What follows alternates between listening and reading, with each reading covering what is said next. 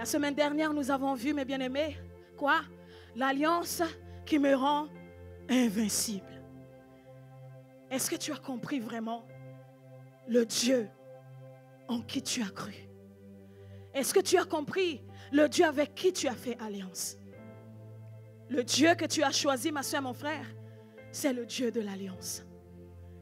Et je disais dimanche dernier que l'alliance, c'est comme un mariage. C'est un mariage entre les hommes et Dieu. Et souvent, mes frères et sœurs, quand après avoir célébré un mariage quelconque, la suite c'est quoi? C'est de festoyer autour d'un repas. N'est-ce pas? Après une alliance, après un mariage, vous êtes invités à aller rejoindre les mariés, les nouveaux mariés, et se mettre à table autour d'eux et se réjouir avec eux autour de la table et manger là. Et en fait, j'ai remarqué, mes frères et sœurs, que le repas, c'est quelque chose qui a toujours existé depuis le commencement, depuis la Genèse. Et c'est pour cela que nous allons voir la vie de notre patriarche, le père des croyants, Abraham. Il est celui qui va vraiment être sensible dans la manière, ma soeur, mon frère, à mettre à quelqu'un à l'aise autour d'un bon repas. Et ce n'est pas étonnant de voir le parcours d'Abraham. Il va vivre des choses surnaturelles, des choses extraordinaires avec Dieu. Parce qu'il a compris certains principes que Dieu a déjà actionnés sur la terre. Et lui, il a compris cela. Et c'est pour cela que nous allons voir, mes frères et sœurs, dans la parole de Dieu, il y a plusieurs repas de l'alliance. Nous allons voir donc repas de l'alliance abrahamique. Nous allons voir le repas d'alliance mosaïque. Nous allons voir le repas d'alliance de paix. Nous allons voir le repas d'alliance de réconciliation. Et nous allons, mes bien-aimés, décortiquer tout cela ce matin. Donc tu as compris que tu t'es marié avec Dieu dimanche dernier. Il t'avait dit, veux-tu m'épouser? Tu as dit, Seigneur, je suis là. Mais la bague, tu as répondu à sa demande et tu avais accepté favorablement. Et maintenant, tout simplement, c'est tout simplement le processus qui va avec. Il t'a dit, ma chérie, mon épouse, tu es maintenant mienne, tu es à moi. Et maintenant, je vais te conduire sur cette table que j'ai préparée pour toi. Ah! Ma soeur, mon frère. Donc, le repas que je suis en train de te parler, ce n'est pas un repas bizarre. Ce n'est pas un repas où tu vas t'ennuyer quand tu es à table. Il y a plein de choses qui peuvent se passer dans ce repas. Et quand tu es dans ce repas, ma soeur, mon frère, ce repas va t'emmener dans une autre dimension. Voilà pourquoi, ma soeur, mon frère Abraham, quand il avait goûté à ce repas, Dieu va venir et il va changer l'histoire d'Abraham. La première chose que Dieu va faire dans le changement de la vie d'Abraham, il va d'abord commencer à changer le nom d'Abraham. Il va mettre son H, qui est son rouage, le roi de Dieu, l'esprit de Dieu. Il va d'abord venir et il va changer le nom d'Abraham. Abraham qui était Abram, il n'y avait pas le H, ça veut dire qu'il n'y avait pas l'esprit. Ça veut dire qu'il était comme quelqu'un qui était là, mais il était mort. Et à partir de ce moment-là, Dieu va venir. Il va changer le nom. Il va mettre son esprit dans le nom d'Abraham. Et il va aussi changer celui de Sarah. Il va mettre son rouage, le H de Dieu. Sarah, elle était Sarai. Et après ce moment-là, après le repas glorieux, le prénom de Sarah aussi va changer. Il va mettre son esprit. Il va mettre la vie dans le prénom de Sarah. le rouage de Dieu, l'esprit de Dieu. Alléluia. Donc là, je vous parle du repas abrahamique dont Abraham avait fait avec Dieu. J'aimerais que nous puissions lire Genèse chapitre 18.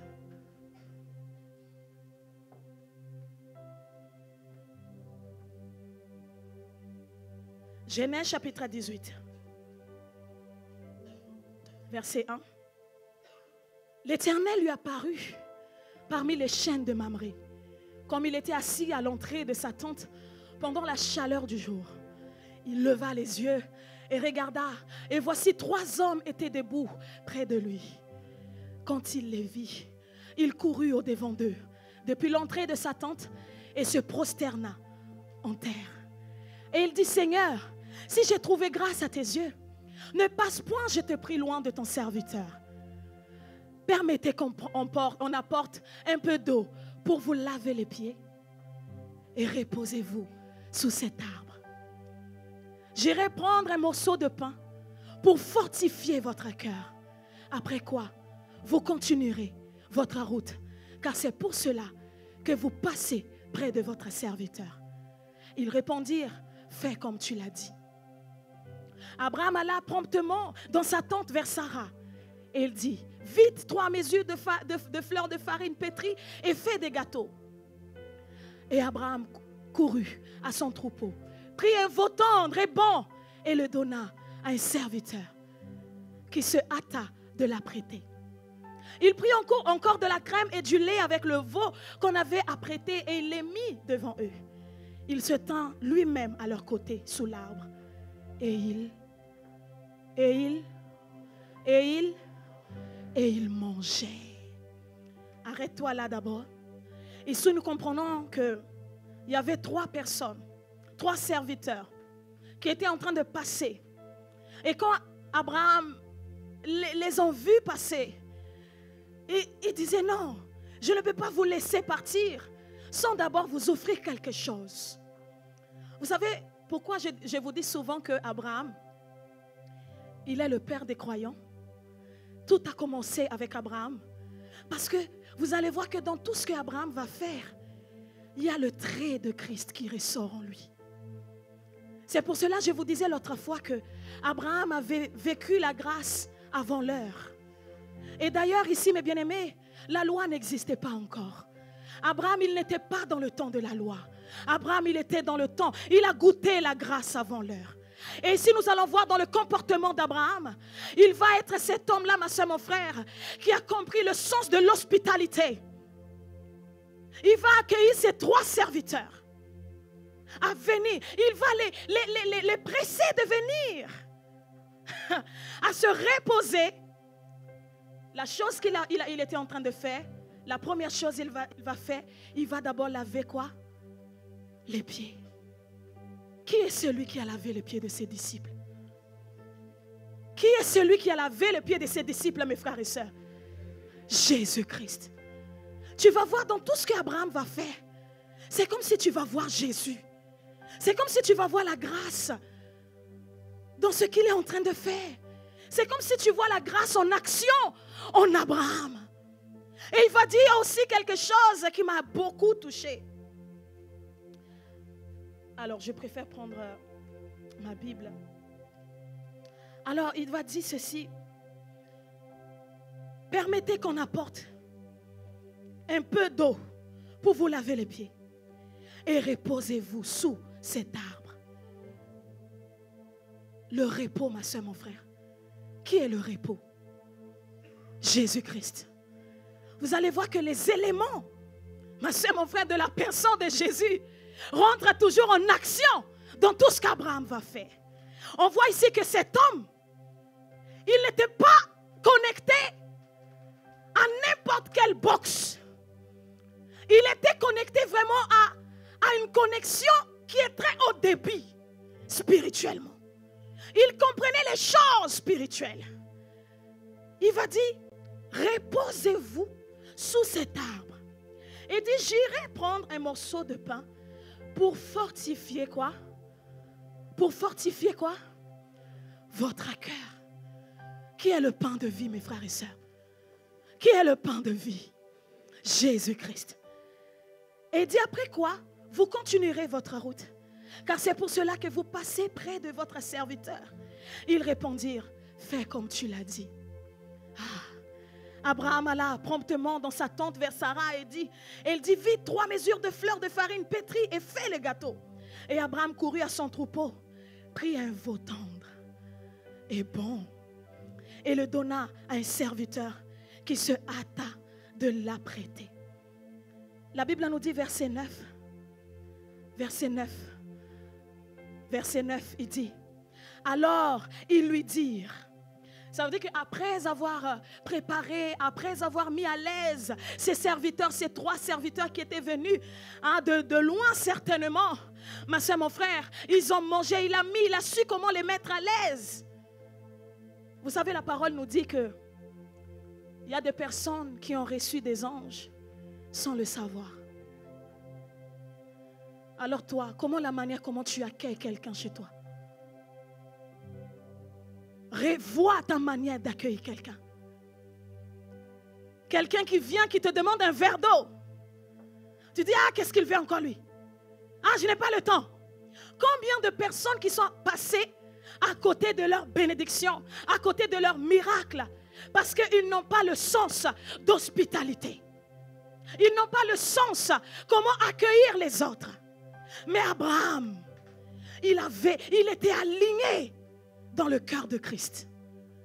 Il dit non, je ne peux pas laisser ces personnes-là partir sans les donner quelque chose à manger. Mais ce qu'il ne savait pas à ce moment-là, c'est qu'il était en train de préparer un repas pour donner à des anges de Dieu. La Bible nous dit qu'ils étaient en train de manger. Il les a nourris. Il les a bien mis à l'aise. Et verset 9 nous dit, alors ils lui dirent, où est Sarah ta femme? Il répondit, elle est là dans la tente. Continue. L'un d'entre eux dit, je reviendrai vers toi à cette même époque. Et voici Sarah ta femme aura un fils. Sarah écoutait à l'entrée de la tente qui était derrière lui. Abraham et Sarah étaient vieux, avancés en âge. Et Sarah ne pouvait plus espérer avoir des enfants.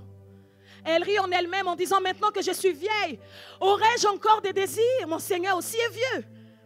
L'Éternel dit à Abraham, pourquoi donc Sarah a-t-elle ri? En disant, est-ce que vraiment j'aurai un enfant, moi qui suis vieille? Y a-t-il rien qui soit étonnant de la part de l'Éternel? Au temps fixé, je reviendrai vers toi à cette même époque et Sarah aura un fils. Tu sais, quand tu viens de manger avec Dieu lui-même, ton histoire change. Quand tu viens de manger ce repas, ma soeur, mon frère, spirituel, ce repas, ma soeur, mon frère, avec l'Esprit de Dieu, ton histoire ne peut pas rester la même. Il vient et il change les choses. Et effectivement, 1 an après, Sarah va tomber enceinte. Comme l'ange avait dit dès le départ. Tout est parti d'où, mes frères et sœurs? Du repas. Du repas. Du repas. Et là, mes bien-aimés, c'était le repas abrahamique. Et j'aimerais que nous puissions maintenant voir aussi le repas mosaïque. On va lire, mes bien-aimés, dans Exode chapitre 24, verset 11.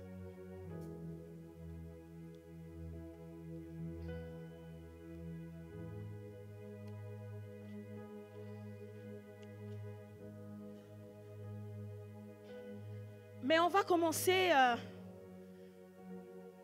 un peu plus haut. Verset 5. Il envoya des jeunes hommes, enfants d'Israël, pour offrir à l'Éternel des holocaustes et immoler des taureaux en sacrifice d'action de grâce.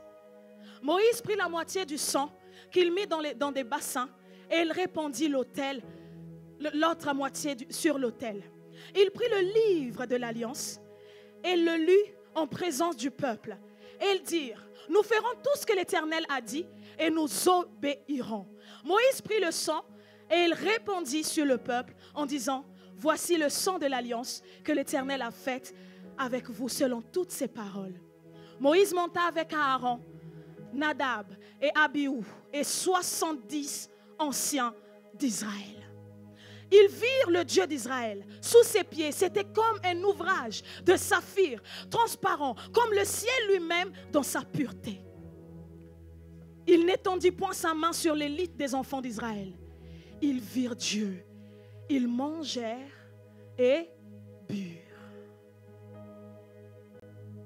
Ils étaient en train de manger et boire avec Dieu.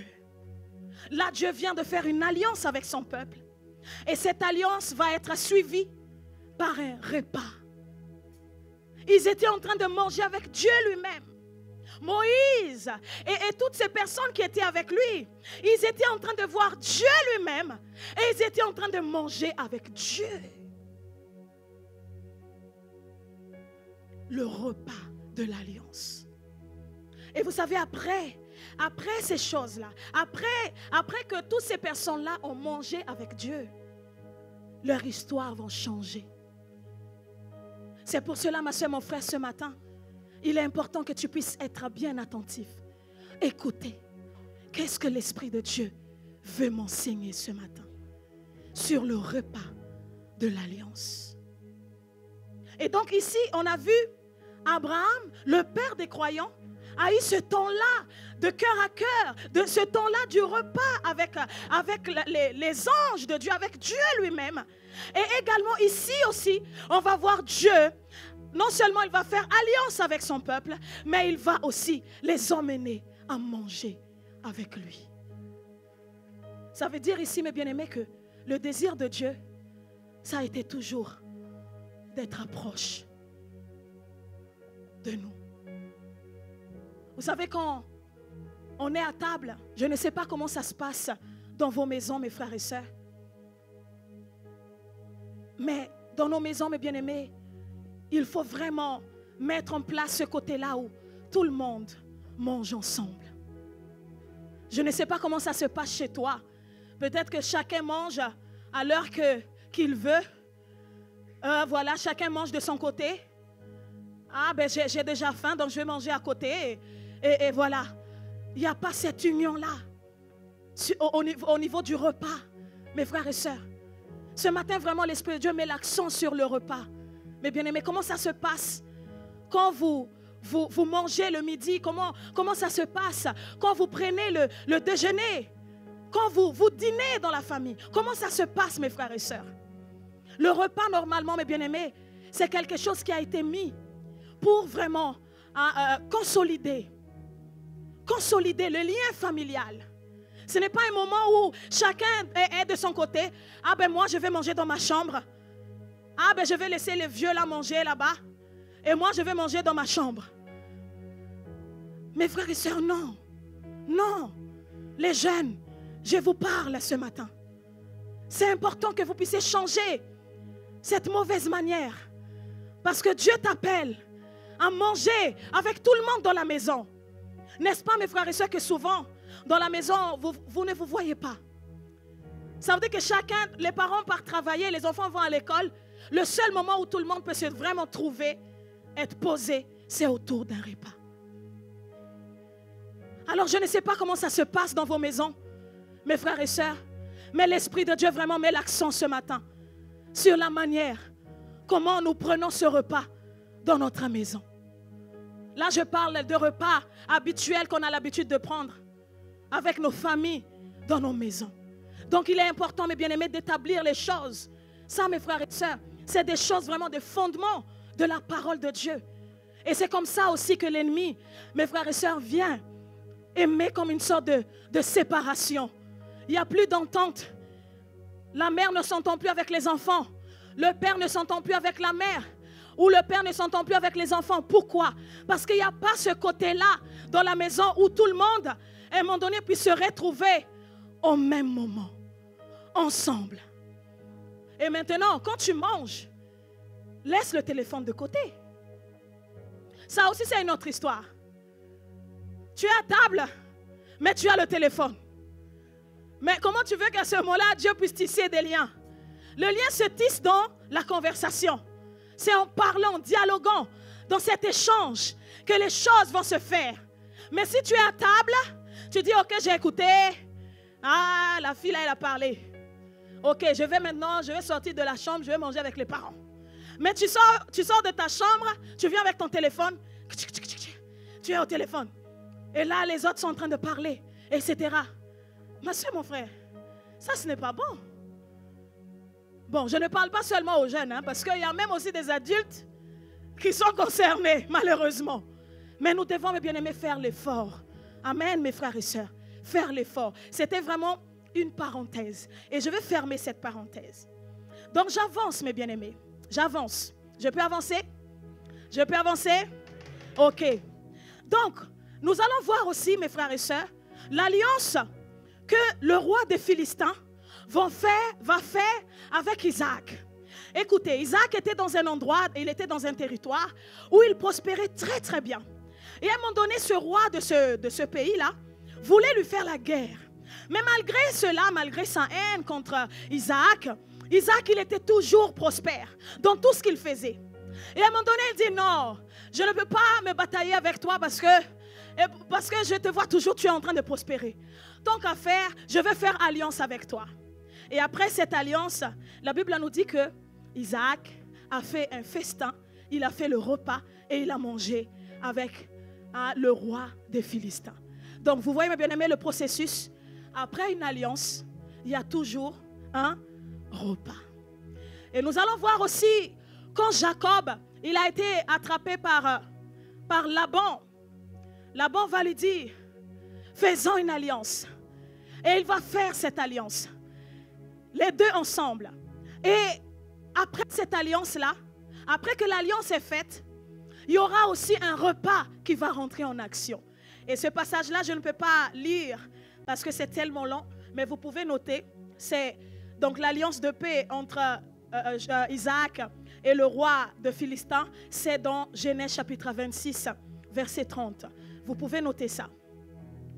Et l'alliance de paix entre Laban et Jacob, c'est dans Genèse chapitre 31, verset 44 jusqu'à 54. Et bien sûr, le repas de l'alliance mosaïque, on a lu tout à l'heure, qui est dans Exode chapitre 24. Vous pouvez commencer par le verset 5. Et le repas de l'alliance abrahamique, nous avons vu dans Genèse chapitre 18. Amen, mes frères et sœurs. Donc, quand tu manges avec Dieu, tu ne peux pas rester le même. Ça, c'est les repas des alliances dans l'Ancien Testament. Et je vous dis si souvent que l'Ancienne Alliance, c'est quoi? Il faut être sûr de vous. Vous n'êtes pas sûr de vous là. L'Ancienne Alliance, c'est la nouvelle alliance voilée. Et la nouvelle alliance, c'est l'ancienne alliance dévoilée. Et maintenant, nous allons nous pencher dans le repas de la nouvelle alliance. Parce que l'alliance dans laquelle nous sommes, mes frères et sœurs, c'est la nouvelle alliance. C'est pour cela, ma soeur, mon frère, s'il te plaît, reste concentré. Écoute bien. Nous allons voir, mes bien-aimés, que Jésus va mettre le focus sur le repas de l'alliance pendant un temps de repas, justement. Si nous pouvons lire Matthieu 26, 26.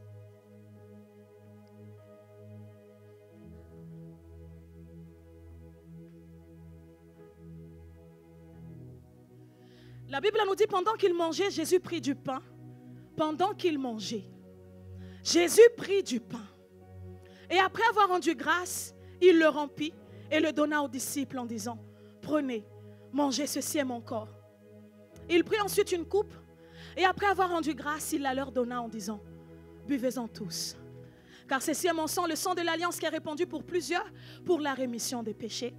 Je vous le dis, je ne boirai plus désormais de ce fruit de la vigne jusqu'au jour où j'en boirai du nouveau avec vous dans le royaume de mon Père. Donc ici on voit que Jésus va instituer la nouvelle alliance pendant un temps de repas. Pendant un temps très très important. C'est là qu'il va instituer l'alliance, la nouvelle alliance, le repas de la nouvelle alliance. Alléluia. Mais vous savez, mes frères et sœurs, ce verset-là, quand Jésus nous dit, ceci est mon corps, prenez ceci est mon corps, mangez ceci est mon corps. Quand il dit, prenez ceci est mon sang, buvez, buvez parce que ceci est mon sang. Vous savez, il y a cet axe-là qui est beaucoup attaqué par le diable. Il est venu déformer la parole de Dieu. C'est pour cela que je vais vous emmener dans 1 Corinthiens chapitre 11, à partir du verset 17.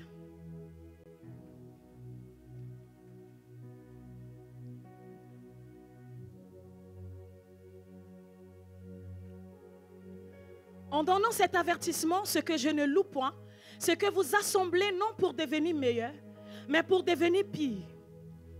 Et d'abord, j'apprends que lorsque vous vous réunissez en assemblée, il y a parmi vous des divisions, et je le crois en partie. Car il faut qu'il y ait aussi des sectes parmi vous, afin que ceux qui sont approuvés soient reconnus comme tels au milieu de vous. Lors donc que vous vous réunissez, ce n'est pas pour manger le repas du Seigneur. Car quand on se met à table, chacun commence par prendre son propre repas. Et l'un enfin, tandis que l'autre est ivre. N'avez-vous pas de maison pour manger et boire? Ou méprisez-vous l'église de Dieu et faites-vous honte à ceux qui n'ont rien? Que vous dirai-je? Vous louerai-je? En cela, je ne vous loue point. Car j'ai reçu du Seigneur ce que je vous ai enseigné. Ce que le Seigneur Jésus, dans la nuit où il fut livré, prit du pain.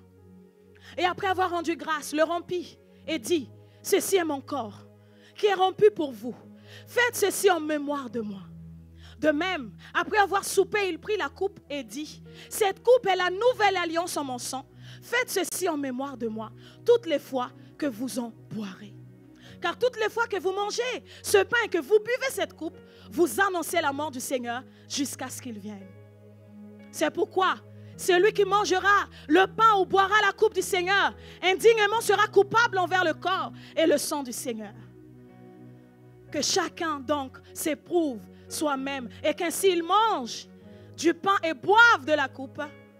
Car celui qui mange et boit sans discerner le corps du Seigneur mange et boit un jugement contre lui-même.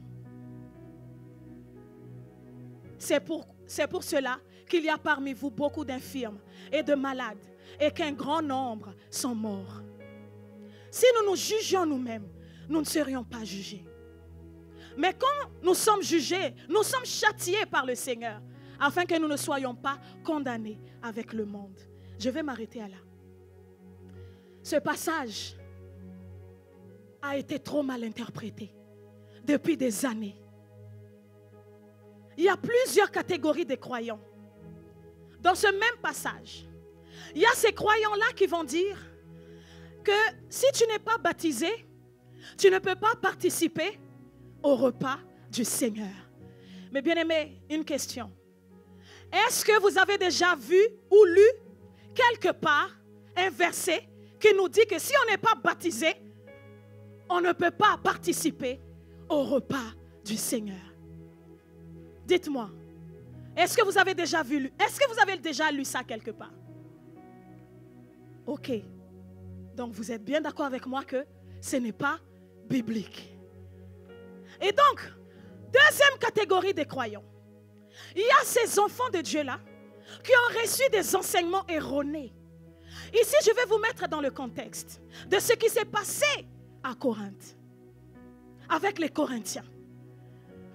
Ici, on voit que vraiment les choses étaient dans le désordre. Mais le truc, c'est que, on va revenir là-bas, parce qu'on va vraiment se poser ici. 1 Corinthiens, chapitre 11. Ici, il y a d'autres catégories de croyants qui vont rester sur ce passage qui dit, car toutes les fois que vous mangez ce pain et que vous buvez cette coupe, vous annoncez la mort du Seigneur jusqu'à ce qu'il vienne. C'est pourquoi Celui qui mangera le pain et boira la coupe du Seigneur indignement sera coupable envers le corps et le sang du Seigneur. Il dit que chacun donc s'éprouve soi-même. Et quand il mange du pain et boive de la coupe, car celui qui mange et boit sans discerner le corps du Seigneur mange et boit un jugement contre lui-même. Ça veut dire que l'ennemi est venu, ma soeur, mon frère. Il est venu tordre cette parole. Ça veut dire qu'il y a catégorie des enfants de Dieu qui sont là, qui pensent qu'ils ne sont pas dignes de prendre le corps du Seigneur. À travers ce verset-là. Parce qu'il y a eu tellement de doctrines erronées sur ce passage. Qui fait qu'aujourd'hui, il y a ces catégories de personnes qui sont là, des croyants. Mais ils se disent, non, j'ai tellement péché que je ne suis pas digne. Parce que c'est ça ce qui est écrit. Mais je vais vraiment vous expliquer ce passage ce matin. Ici, mes bien-aimés, apôtre Paul, il a entendu les échos, l'écho de ce qui se passait dans cette église-là. Ici, on voit vraiment, pendant le moment où ils étaient censés partager le corps, le repas du Seigneur, comme il se doit, avec le discernement, il y avait le désordre total. Ça veut dire qu'il y avait certains qui étaient pressés. Ah ben, moi j'ai faim, donc je commence à manger mon repas. Donc ça c'est d'une. Et il y avait d'autres qui étaient tellement, voilà, ils ne s'intéressaient même pas à ce qui s'était passé, ce qui se passait à ce moment-là, qui se saoulaient. Ils étaient ivres. À ce moment-là, apôtre Paul va dire, mais vous n'étiez pas en train de discerner le corps et le sang de Jésus. Parce que ce que vous êtes en train de faire, c'est le contraire de ce que Christ nous demande de faire. Discerner le corps, c'est comment, mes frères et sœurs? Ici, ce que j'ai remarqué, verset 29, car celui qui mange et boit sans discerner le corps du Seigneur mange et boit un jugement contre lui-même. Il ne dit pas, car celui qui mange et boit sans discerner le corps du Seigneur. Voilà, ou verset 29, voilà. Ou boit le sang de Jésus sans discernement. Non, il dit, il met bien l'accent sur le corps. En fait, j'ai l'impression aussi, mes bien-aimés, que dans le corps de Christ, c'est comme si on a compris le côté que le sang de Jésus a été versé pour nos péchés. Mais il y a un point qu'on n'a pas compris. Très bien. C'est le corps de Jésus. Aujourd'hui, si tu demandes à un croyant, est-ce que tu crois que le sang de Jésus a coulé pour tes péchés? Il va te dire automatiquement oui. Je crois que je suis sauvé. Je crois que son sang m'a purifié. Je suis pardonné. Mais si tu vas lui demander, est-ce que tu crois que le corps de Jésus peut te guérir maintenant? Il va te dire, je ne sais pas. Il n'est pas sûr. C'est comme si il a peur même de répondre à oui, je crois. Le discernement qu'apôtre Paul était en train de nous dire ici, c'est discerner pourquoi tu prends le corps, pourquoi tu prends le sang. Mais vous savez, l'ennemi est venu mettre d'autres discours dans notre tête, dans la tête des croyants, pour qu'on ne puisse jamais oser s'avancer avec ferme assurance à cette table, à ce repas d'alliance. Qu'on puisse s'asseoir, pas avec seulement une fesse à côté et l'autre de l'autre côté. Mais ça veut dire qu'on avance, mais timidement. Il veut qu'on puisse s'approcher de ce repas de Christ avec peur. Oui, mais si je mange, j'ai tellement péché. Donc ça veut dire qu'il faut que je puisse citer tous les péchés que j'ai faits avant de manger. Donc du coup, comme je ne peux pas citer tous les péchés que j'ai faits là, vaut mieux que je ne puisse pas prendre. Et il y a aussi ces catégories de croyants qui sont dans cet état. Ils se voient tellement indignes de prendre le corps, le sang de Jésus, parce qu'ils se disent, si je prends comme ça indignement, sans discerner, parce que ma vie n'est pas en règle, donc je ne peux pas prendre le corps et le sang. Mais ici, ça n'a rien à voir, mes bien-aimés. Ici, apôtre Paul ne parlait pas de ta vie qui soit en règle ou pas en règle. Mais ici, apôtre Paul met l'accent. Comment nous devons discerner? Discerner dans quel sens? Savoir pourquoi Christ est venu à la croix. Discerner pourquoi le corps de Jésus a été flagellé, fouetté, brisé. Discerner, ma soeur, mon frère, le corps et le sang de Jésus, c'est de réaliser pourquoi il est mort, pourquoi il a été tué pour moi. C'est ça le discernement dont l'apôtre Paul était en train de dire. Mais ce n'est en aucun cas sur ta vie. Non, ma soeur, mon frère. Mais l'ennemi a mis ça dans la tête des croyants avec des fausses doctrines. Les enfants de Dieu, du coup, ils sont partagés. Quand ça arrive ce moment-là, est-ce que j'avance? Est-ce que je prends ou je ne prends pas? Parce que je ne me sens pas digne de prendre le corps et le sang de Jésus. Parce que hier encore, j'ai forniqué. Hier encore, je m'étais masturbé.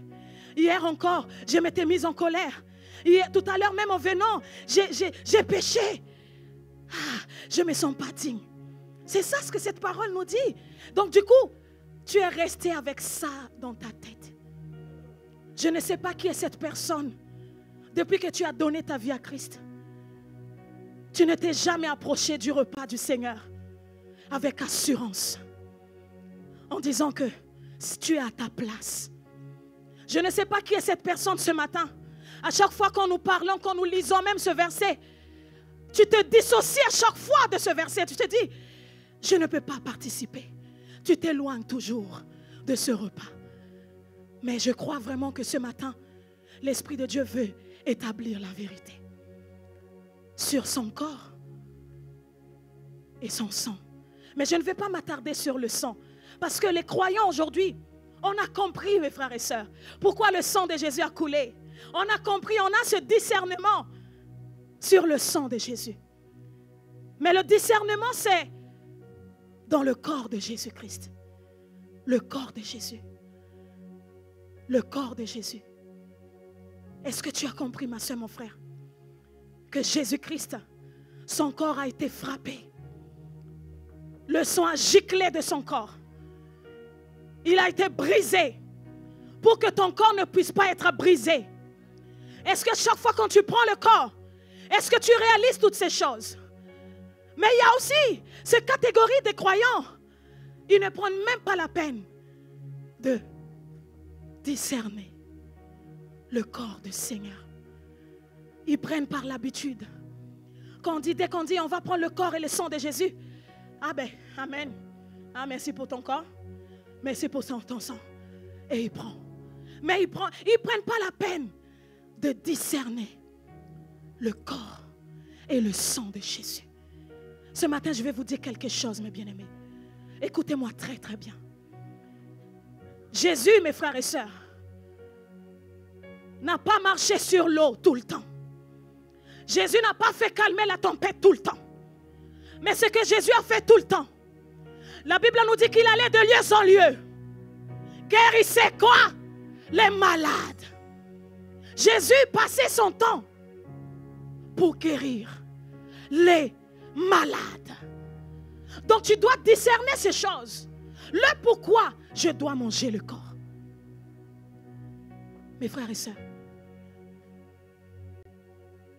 la volonté de Dieu, c'est que nous puissions être dans la santé, la plénitude de la santé totale. Voilà pourquoi il a donné son corps à la croix. Voilà pourquoi il a accepté d'être fouetté, de souffrir à la croix. Il a donné son corps afin que ton corps, ma soeur, mon frère, ne puisse pas tomber malade. Vous savez, Jésus, quand il était sur la terre, il n'avait pas, je n'ai jamais lu quelque part où on dit que Jésus était grippé. Où Jésus il avait la fièvre. Je n'ai pas lu quelque part où les disciples disaient, attendez d'abord parce que le maître, il est un peu faible aujourd'hui. Hein? Donc il faut attendre un peu. Et il va revenir. Il doit se soigner d'abord. Non! Non, mes frères et sœurs. J'ai lu la parole, je ne sais pas combien de fois. Je n'ai jamais vu Jésus malade. Il avait la santé totale en lui. À tel point, ma soeur, mon frère, Quand cette femme qui avait la perte de sang pendant 12 ans, tellement dans son corps de la tête aux pieds, il était imbibé de la santé. À tel point que cette femme, quand elle passait et disait, si seulement je touche le bord de son vêtement, je serai guérie. Cette femme ne connaissait pas encore cette dimension de la santé qui était en Christ. Mais il était tellement imbibé de la santé que même ses vêtements, quand tu le touchais, tu étais obligé d'être contaminé par la vie qui dégageait de lui. Et cette femme, elle a touché seulement le bord de son vêtement. Ah, la parole nous dit à cet instant même, au même moment, elle a senti le sang s'arrêter.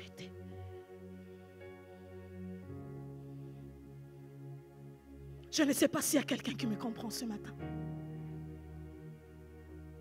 La plénitude de la santé doit être en toi, ma soeur, mon frère. Tu dois discerner ces choses. Oui, tu as déjà compris le pourquoi le sang de Jésus a été versé. C'est très très bien. Tu as compris que le sang de Jésus, c'est pour laver tes péchés. Tu as compris ça. Mais il y a une partie qui te manque. Cette partie, c'est le corps. Comprendre la puissance du corps de Jésus-Christ. Alors il y a cette femme qui était venue dire à Jésus, ma soeur, mon frère, notre Dieu est bon. J'aimerais que nous puissions lire Marc, chapitre 5.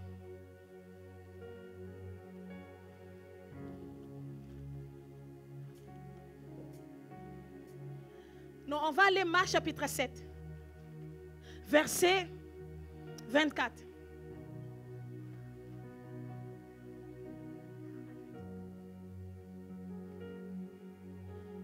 La Bible nous dit, Jésus étant parti de là, s'en alla dans le territoire de Tyr et de Sidon. Il entra dans une maison désirant que personne ne le sût, mais il ne put rester caché, car une femme dont la fille était possédée d'un esprit impur entendit parler de lui et vint se jeter à ses pieds. Cette femme était grecque et quoi? Syro-phénicienne d'origine. Donc ça veut dire qu'elle ne faisait pas partie du peuple de Dieu. C'était une étrangère. C'était une étrangère à la promesse de Dieu. Il dit, elle le pria de chasser le démon hors de sa fille. Jésus lui dit, on continue. Laisse d'abord les enfants se rassasier, car il n'est pas bien de prendre quoi? Le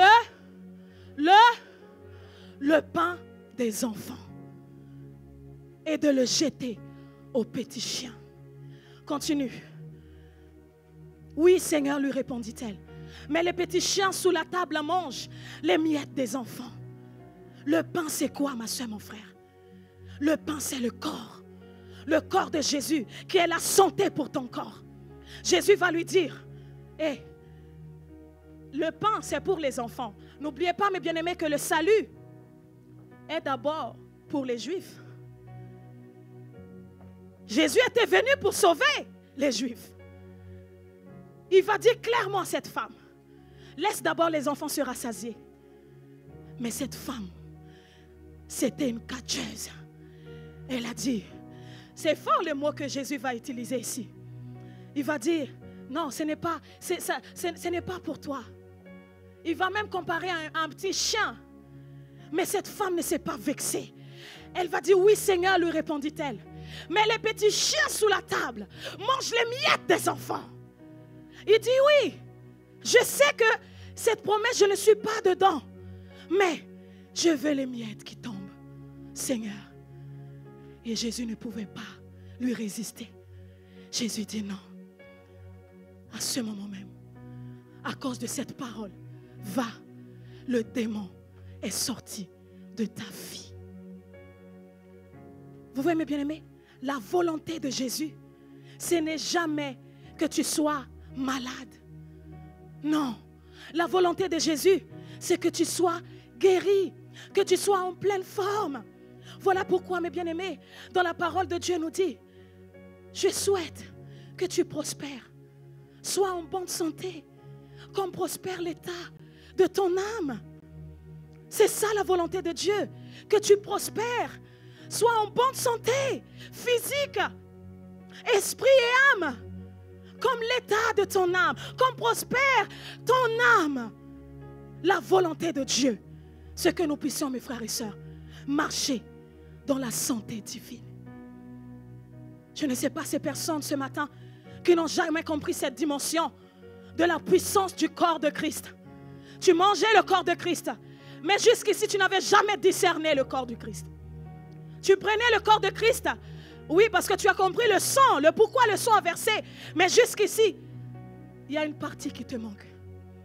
Et je viens avec cette partie qui te manque pour te faire asseoir dans cette alliance parfaite, pour te faire asseoir dans ce repas, ma soeur, mon frère, qui va changer ta vie. Jésus va dire dans Jean chapitre 6, verset 45, si nous pouvons mettre Jean chapitre 6, verset 45. Descends encore un peu plus bas. C'est que nul n'a vu le Père sinon celui qui vient de Dieu. Celui-là a vu le Père. En vérité, je vous le dis, celui qui croit en moi a la vie éternelle. Je suis le pain de vie. Continue. Vos pères ont mangé la manne dans le désert et ils sont morts. C'est ici le pain qui descend du ciel, afin que celui qui en mange ne meure point. Le repas qu'ils ont mangé dans l'ancienne alliance, ça ne pouvait pas retenir la mort dans leur vie.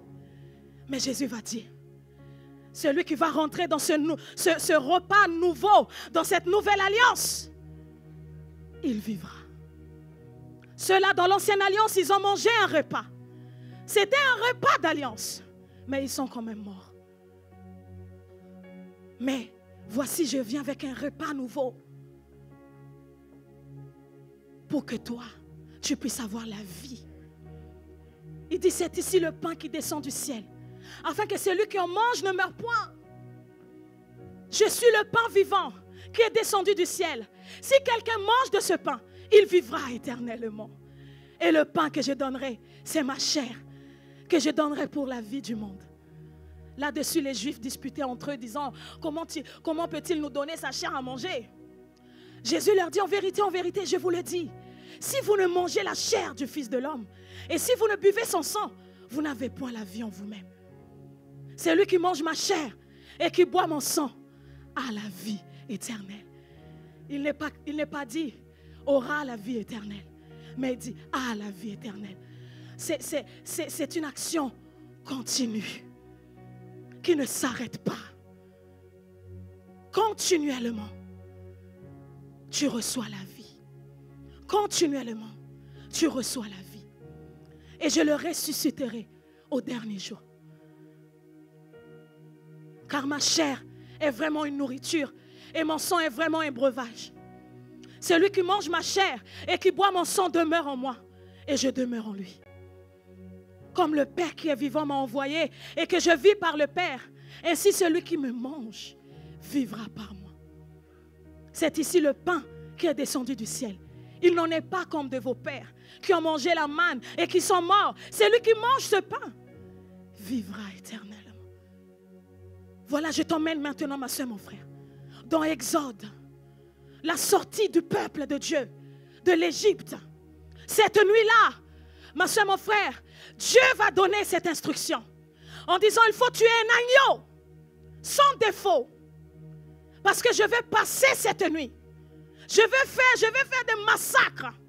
Mais pour vous, tuez un agneau. Et le sang de cet agneau, vous allez badigeonner l'entrée de vos maisons par le sang de cet agneau. Et cet agneau sera rôti et vous allez manger cet agneau. L'agneau, c'était l'image du corps de Christ. Dieu savait que le peuple de Dieu allait marcher beaucoup. Il devait sortir cette nuit-là même. Et ma soeur, mon frère, La Bible nous dit que dans chaque maison, chaque famille, ils ont mangé l'agneau. Ils ont mangé le corps de Jésus. Est-ce qu'on peut mettre Psaume 105, verset 37? Écoute ceci. Psaume 105, verset 37.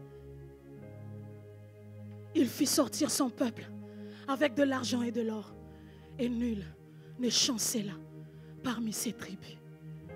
Ça veut dire qu'il n'y avait aucun d'eux. Mais bien aimés, imaginez, ils allaient prendre la route dans le désert. On ne sait pas, Dieu même il se disait, mais comment, on ne sait pas comment ça va se passer là-bas. Mais parmi toutes ces personnes-là, il y avait des petits, il y avait des vieux, il y avait des vieillards, il y avait toutes sortes, il y avait tous les tranches d'âge qu'ils pouvaient avoir. Mais Dieu va les faire asseoir. Il a dit, vous avez besoin de la santé. Vous allez sortir de l'Égypte en bonne santé. Ça veut dire qu'il n'y avait pas quelqu'un, et même un vieux, qui marchait avec canne comme ça. Courbé, avec une infirmité quelconque. Tout le monde était en parfaite santé. Ils sortaient. Pourquoi? Parce qu'ils étaient en train de prendre l'antidote contre toute maladie, contre toute épidémie, contre tout virus qui pouvait exister en Égypte. Et Dieu dit, votre force se trouve dans cet agneau qui est l'image de mon fils Jésus-Christ. À ce moment-là, c'était la Pâque. Ils ont mangé l'agneau. La Bible nous dit qu'aucun d'eux était affaibli. Je ne sais plus, dans Deutéronome, c'est écrit même que j'ai gardé même vos vêtements, même vos chaussures, même vos chaussures n'étaient pas abîmées pendant 40 ans.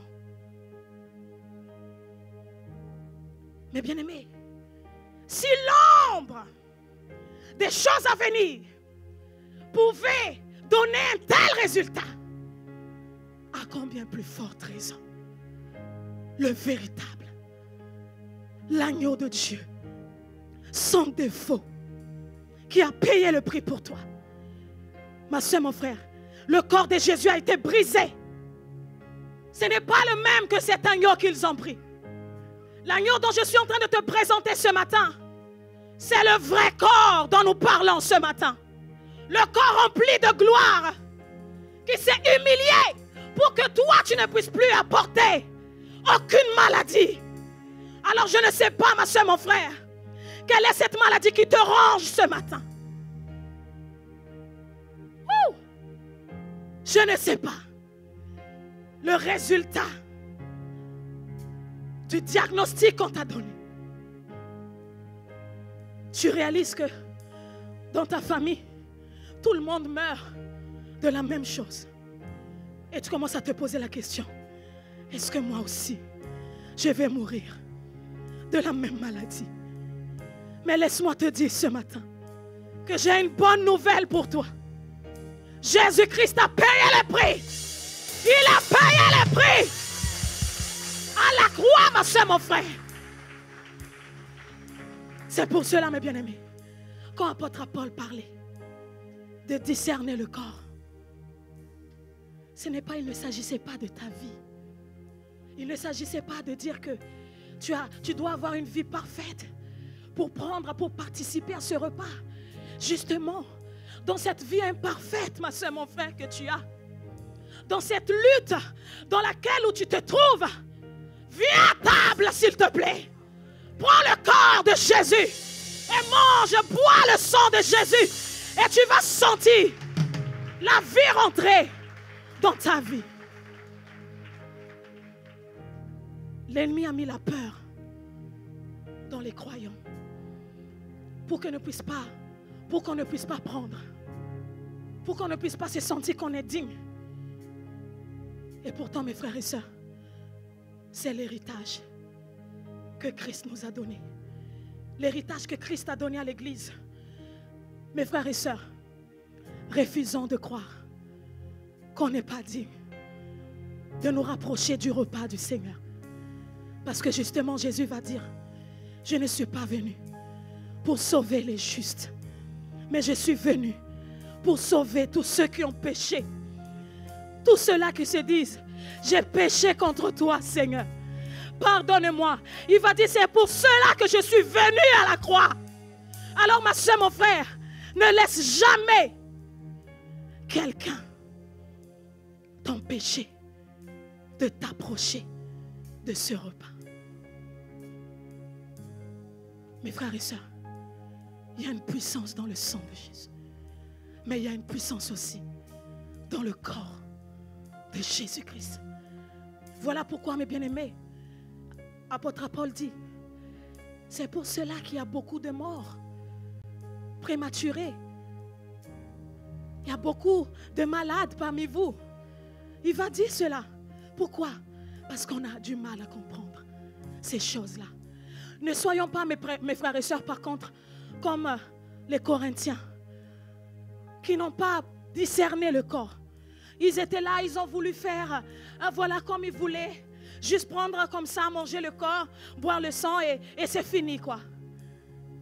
Ils ont pris trop à la légère, ce moment-là. Et voilà pourquoi apôtre Paul va dire, c'est pour cela qu'il y a beaucoup d'infirmes, beaucoup de malades, beaucoup de morts prématurément parmi vous. Pourquoi? Parce que vous négligez le corps et le sang de Jésus. Vous ne discernez pas. C'est pour cela, mes bien-aimés, comment discerner le corps et le sang de Jésus? Comment le faire? Comment discerner?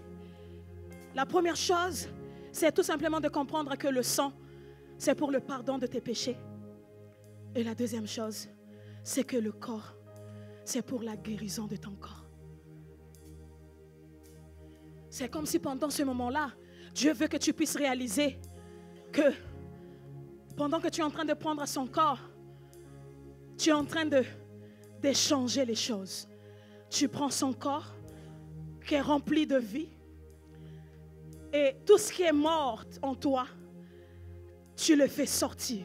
Ça veut dire le corps de Jésus va éjecter tout ce qui n'est pas net dans ton corps dehors quand tu vas prendre le corps de Jésus. Vous savez, l'église primitive avait compris cette puissance. C'est la première chose qu'ils vont mettre en place quand ils ont commencé l'église. C'est la première chose qu'ils vont mettre en place. Lisons dans Actes. Alors, on va aller dans Actes des Apôtres.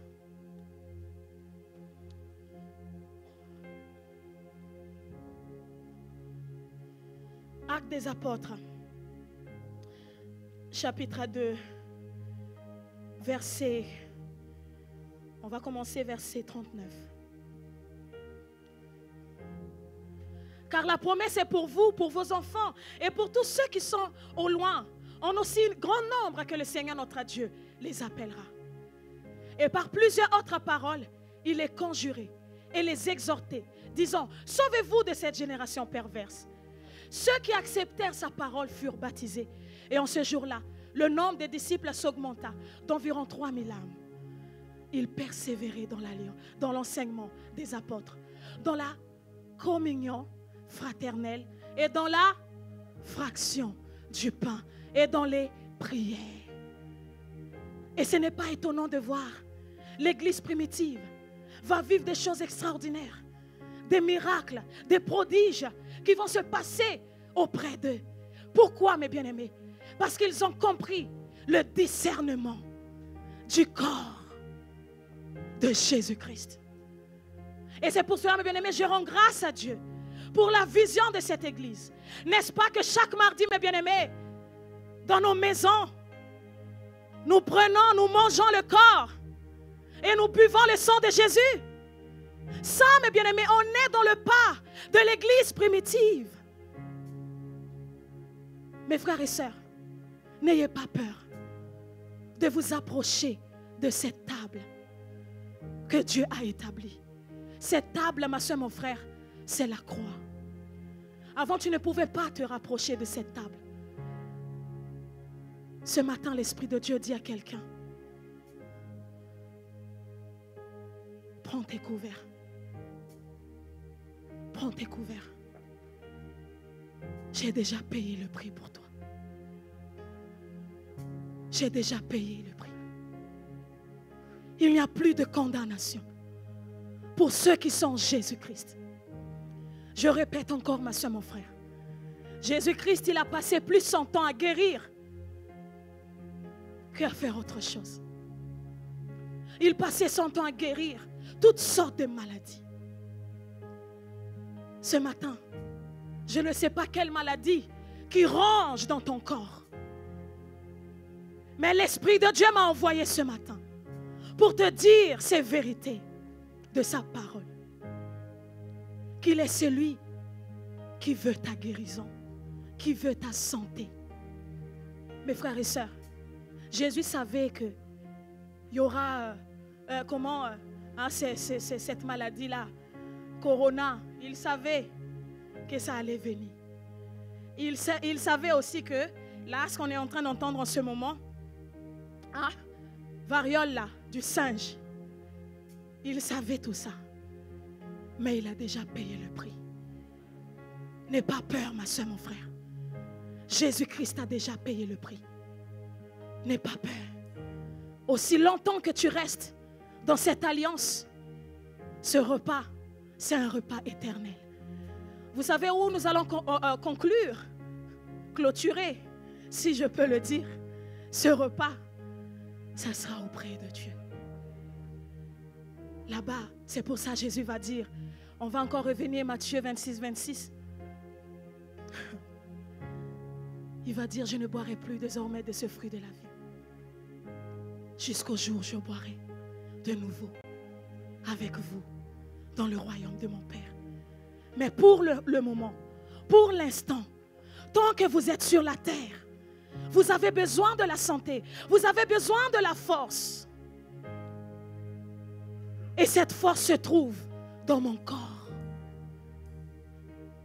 C'est pour cela, ma soeur, mon frère, tu sens à un moment donné, tu n'es pas bien dans ta maison. Tu attends quoi pour prendre le corps et le sang de Jésus? Dans ta maison. Mets en place. Tu sens que ça ne va pas trop. Tu sens que dans ton corps, ça ne va pas. Tu attends quoi pour mettre en action en disant, Seigneur, ça c'est le médicament que tu m'as donné. Je mange ton corps. Et là, la vie va rentrer dans ton corps. La santé va rentrer dans ton corps. Mes bien-aimés, ayons le discernement. C'est ça le discernement. Nous pensons que le jugement, c'est nous qui serons jugés. Mais bien-aimés, non. On ne sera plus jugés. Non. Le jugement, ce n'est plus pour nous, mes frères et sœurs. Alors ce matin, mes bien-aimés, est-ce que tu veux venir à cette table? Est-ce que ce matin, tu veux te rapprocher de ce repas avec assurance en disant, Seigneur, j'ai compris. J'ai compris et je veux participer.